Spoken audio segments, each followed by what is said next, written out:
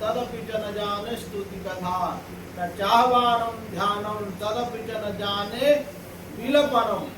हमको रोना भी नहीं आता है, हम चिल्ला चिल्ला किस स्वर में रोना चाहिए, भगवान के आगे मुझे रोने की कला भी नहीं आती। तो भगवान से कहते हैं, भगवान हम मंत्र क्या बोले, यंत्र क्या पढ़े, किताबें क्या पढ़े, हमको तो रोना भी नहीं आता है।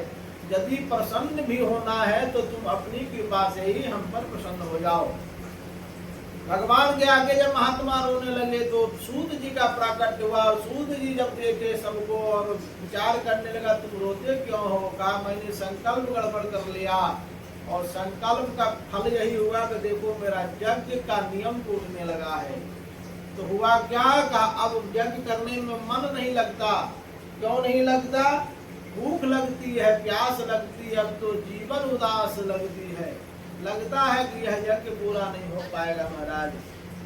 क्यों? क्योंकि मन नहीं लगता। जहाँ मन नहीं लगेगा वहाँ भूख लगेगी, नींद लगेगी, ये नियम है। क्योंकि ये सब प्रक्रिया नियम का है। कभी कोई नहीं कहता शरीर कि हमको भूख लगा, कहते ना मन करता कुछ खाते, ना कहते मन करता कहीं जाते, शरीर कहता मन करता कि थोड़ा सो जाते। ये मन का प्रक्रिया, शरीर नहीं थकता है। थकता कौन है? मन है। कोई काम ज्यादा दे दे सीनियर, कहे कल तक करना है, तब मन को मनाना पड़ता है ना, लिखो भाई लिखना ही पड़ेगा। परीक्षा में लोग पढ़ते हैं तो शरीर नहीं थकता, थकने वाला का नाम मन है। सब आगे कथा आती है। तो कहता है मन भूख लगती है, कहता है मन को ही संतुष्ट कर दो। कैसे करें?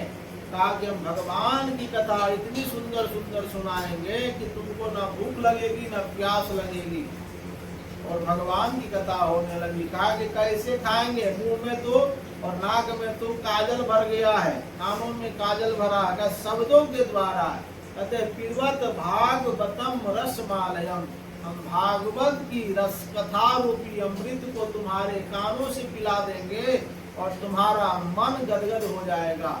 कहते हैं कि प्रमाण क्या है? कहा बच्चे के आगे संगीत का, वो जानता नहीं, मोबाइल बजा के दे दो, देखो नाचता, जानता है संगीत क्या होता है, क्या बज रहा, लेकिन उसका संगीत उसके कानों के द्वारा जाता है, उसका मन मयूर नाच जाता है। इसी प्रकार भागवत की कथा, भगवान की कथा कानों के द्वारा सुनते हैं तो हमारे मन को तुष्टि पुष्टि प्राप्त होती है और वह प्रसन्न हो जाता है।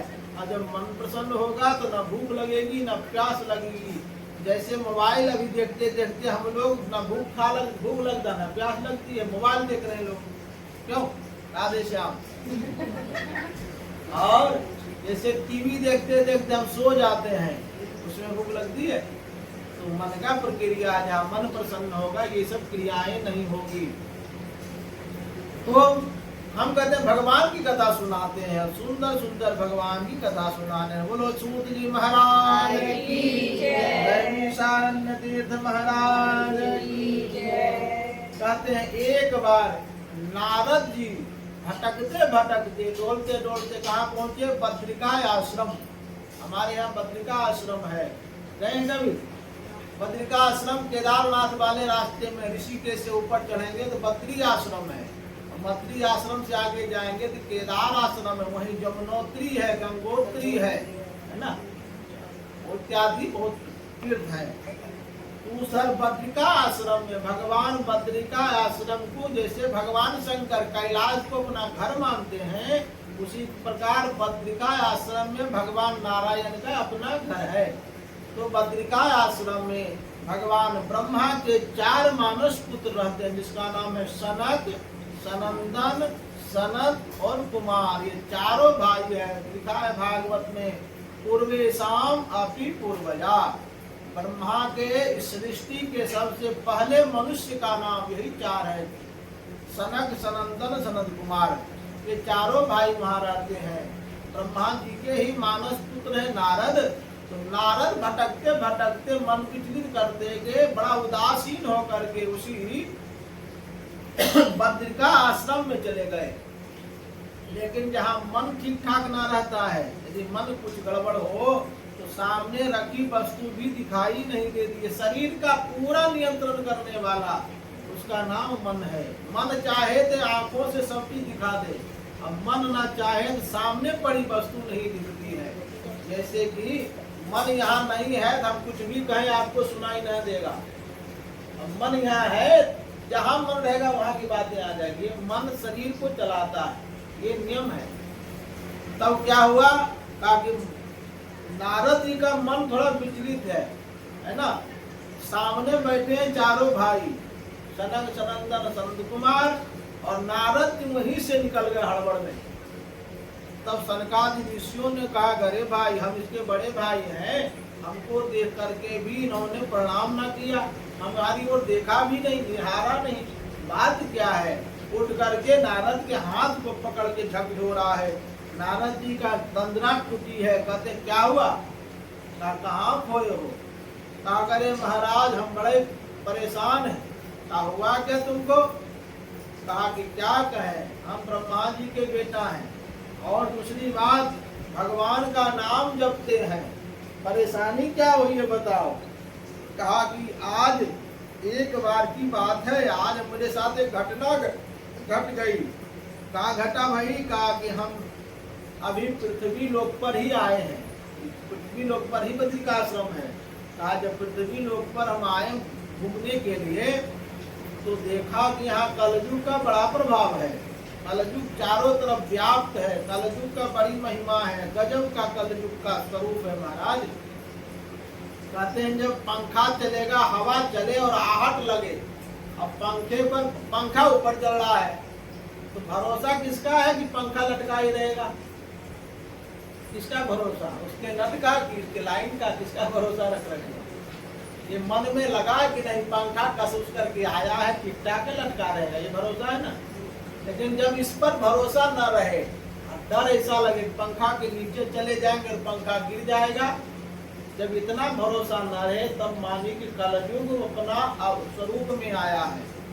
कोई भी वस्तु पर भरोसा, जैसे अभी भरोसा टूट गया है ना, रात के अंधेरे में जाओ और कोई अनजान आदमी मिल जाए तो भरोसा रहता कि मित्र है कि दुश्मन है, डर लगता है हृदय में, करे ना जाने टूट लेगा कौन है नहीं। जब ये देखते ही भरोसा टूट जाए उसका नाम कलयुग है। अभी थोड़ा थोड़ा होने लगा है, अब किसी पर कोई भरोसा नहीं करता, न मित्र है, न संगति है, न पिता है, न पुत्र है, किसी के ऊपर किसी का भी कोई भरोसा नहीं। हम लोग देखते जा रहे हैं, संसारिक दृष्टि देख रहे हैं ना हम लोग। ये कलयुग के बारे में बड़ा विचित्र गणना किया गया है। इसी कलयुग में जब प्रारंभ कलयुग था, भगवान कृष्ण छोड़ करके धराधाम को गए थे, उसी समय नारद जी का इस धराधाम पर आना हुआ। और जब भगवान आए, चारों तरफ देखा नारद जी की एकदम त्राही त्राही ये सब लड़ रहा है, झगड़ रहा है, कहीं भगवान का भजन न होता है। तो नारद जी ने कहा कि हम भगवान को ढूंढते ढूंढते, शांति को ढूंढते ढूंढते मन में हम चले गए वृंदावन। और वृंदावन जब गए, भेष तो बदल रखा था कि कोई चिन्ह न ले नारद जी है। यमुना जी में आकर के डुबकी लगाया, वहां भी मेरा मन शांत न रहा। अब वहां से जब हम चलने लगे तो एक घटना घट गई। एक महिला ने हमको बुलाया, बोला ओ बाबा थोड़ा इधर आ जाओ। हम सोचे कि हमको पहचानने वाला कौन है, यहाँ तो बहुत सारे बाबा हैं, लेकिन हमारा नाम लेकर के बोले ये नारद बाबा थोड़ा इधर आ जाओ। जब भटका तो घूम करके देखे कि हमको पहचानता कौन, हम तो साधु बने हुए हैं, हमको नारद कह के कौन पुकारा। तब देखा कि एक महिला की मंडली है, हजारों महिलाएं हैं, और उसके बीच में एक नवयुवती महिला है, वो इशारा करके बुला रही कि बाबा इधर आओ। नारद जी घबराए कि राम राम हम कहाँ फंस गए, ये कौन है। फिर भी ठटक गए कि अच्छा एक बार और बुलाएगी तब जाएंगे। हम देख करके भी उधर इशारा न किए, तो जब आगे बढ़े तो फिर वह महिला बुलाई। तब मैंने कहा कि हमको तो जरूर जानती है। मैं गया और उससे पूछा, देवी तुम कौन हो, क्या बात है, क्या कष्ट है, तुम हमको कैसे जानती हो। तब वो महिला कहती है कि हम भक्ति ख्याता इमो में तनयो मतौ। ये महाराज मेरा नाम भक्ति है, और यह देखो मेरा तुझको बेटा है जो बेहोश पड़ा है, नशे के हालत में है, शुद्ध बुद्ध नहीं है, बूढ़ा हो गया है। नारद जी ने चारों तरफ आंख निगाह घुमा के देखा, क्या करे ये जो महिलाएं है वो साधारण महिला नहीं है, यह तो देवियां हैं, कोई लक्ष्मी है, कोई सरस्वती है, कोई जमुना है, कोई गंगा है, ये तो इसकी सेवा कर रही है। भगवान नारद ने आंख बंद करके जब देखा तो देखा यह तो भगवान की भक्ति रूपी देवी है। यह कहा तुम्हें कष्ट क्या है देवी? कहा कि कष्ट यही है कि मैं इसकी माँ हूँ, मेरा बेटा जो है देखो बूढ़ा हो गया है और हम देखो जवान है। संसार क्या कहेगा कि माँ कैसे जवान है, बेटा कैसे बूढ़ा हो गया है। तो चाहती क्या हो? बस मैं यही चाहता ही हूँ नारद कि मेरा बेटा नौजवान हो जाए, तुरंत नवयुवक हो जाए। संसार में हम आपको कोई गलत निगाहों से ना देखे। नारद जी हम पर कृपा करो। नारद जी तो नारद जी ठहरे। नारद जी ने कहा हम पंडित जी हैं, तुरंत अभी तुरंत मंत्र फूकेंगे ठीक ठाक हो जाएगा। और नारद जी ने कहा कि देखो देवी तुम घबराओ मत, अभी मंत्र बनाता हूँ। वेदों के मंत्र को पढ़ा, पुराणों के मंत्र को पढ़ा, गीता पाठन मुहुर्मुहु। जब तक मंत्र नारद जी पढ़ते तब तक उनके देखता है और जब नारद जी का मंत्र खत्म हो जाता है तो फिर सो जाता है, फिर विशुद्ध हो जा बेशुद्ध हो जाता है। नारद जी परेशान हो गए। अंत में नारद जी ने संकल्प कर लिया कि देवी जब तक तुम्हारे इस पुत्र को नवजुवान न कर दूं तब तक मैं यहाँ से जाने वाला नहीं हूँ। गेहे गेहे जने जने भक्ति देवी, हम एक एक आदमी से पूछ करके तुम्हारा उपाय कर दूंगा, इलाज कर दूंगा।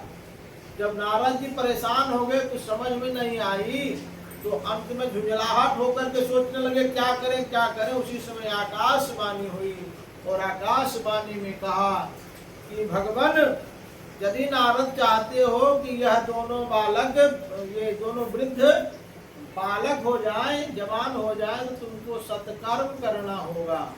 अब नारद जी घबराए कि सत्कर्म क्या होता है, कौन से कर्म को सत्कर्म कहते हैं, क्या करें। जाकर के नारद जी ने कहा, उसका नाम ज्ञान वैराग्य के लिए नारद जी ने कहा कि जाकर के सत्कर्म जानू तो सही, क्या करें। राम की कथा करें, कृष्ण कथा करें, क्या करें, सत्यनारायण भगवान की कथा सुने, कैसा सत्कर्म करें, सत्कर्म किसको कहते हैं। इसी को जानने के लिए महात्मा नारद बड़े बड़े ऋषि महात्माओं के आश्रम से जा करके पूछते हैं कि बाबा एक बदलाव, आकाशवाणी हुई है, ज्ञान वैराग्य वृद्ध है, बूढ़े हो गए हैं, उसको जवान करने के लिए सत्कर्म करना चाहते हैं। सत्कर्म क्या होता है बताओ। सब महात्मा बोले कि नारद को नहीं मालूम यदि सत्कर्म, तो हमको क्या मालूम। तो भाग गया। सभी महात्मा इधर उधर जाने लगे और नारद जी को देखते ही भाग जाते कि बड़ा प्रश्न करेगा, भागो। सो आश्रम छोड़ छोड़ के भाग गए। सो नारद जी हम ढूंढते हम कहा बड़े भैया ही हमारे हैं, वही बतला सकते सत्कर्म क्या होता है। सो ढूंढते हम तुम्हारे पास बद्रिका आश्रम चले आए। अब महाराज आप मिल गए हो, आप बताओ कि सत्कर्म क्या होता है। तब सनकादि ऋषियों ने कहा कि सत्कर्म सूचि को नानम ज्ञानम ज्ञान यज्ञ बुधो स्मृते। अरे नारद, जिसको तुम इतने महात्माओं से पूछा है उस सत्कर्म का नाम है ज्ञान यज्ञ, उसी को कहते हैं भागवत की कथा। बोलो भागवत भगवान की जय। महाराज भागवत की कथा सुनने से क्या ज्ञान वैराग्य विशुद्ध हो जाएंगे।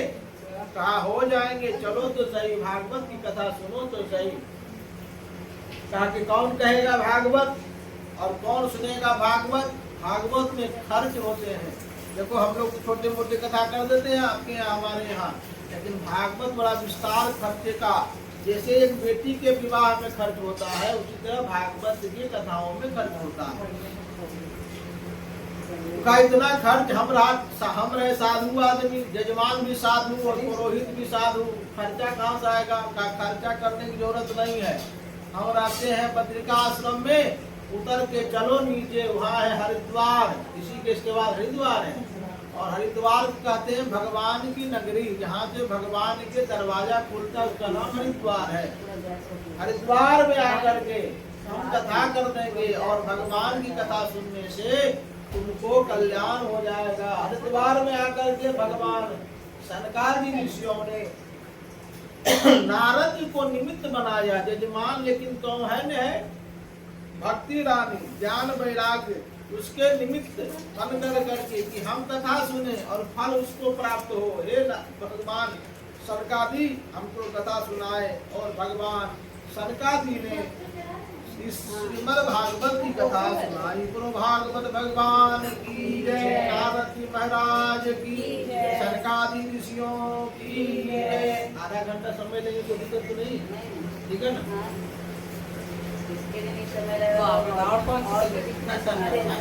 भागवत भगवान की कथा होने लगी। और जब भागवत की भगवान की कथा हुई, यति जगति माया यस्य काया धवस्ते। अच्छा ये बतलाए हम भोजन किसके लिए करते हैं? भगवान के लिए कि अपने लिए? भगवान के लिए भोजन करते हैं। भोजन किसके लिए करते हैं? अपने लिए। अपना क्या है शरीर में? अपना कौन सी वस्तु है? कान अपना है। कान खराब हो जाता है तो डॉक्टर क्या क्यों जाते हैं? क्यों नहीं कहते ठीक हो जाओ भाई, अपने आदमी हो ना कहते? तो कान अपना नहीं हुआ।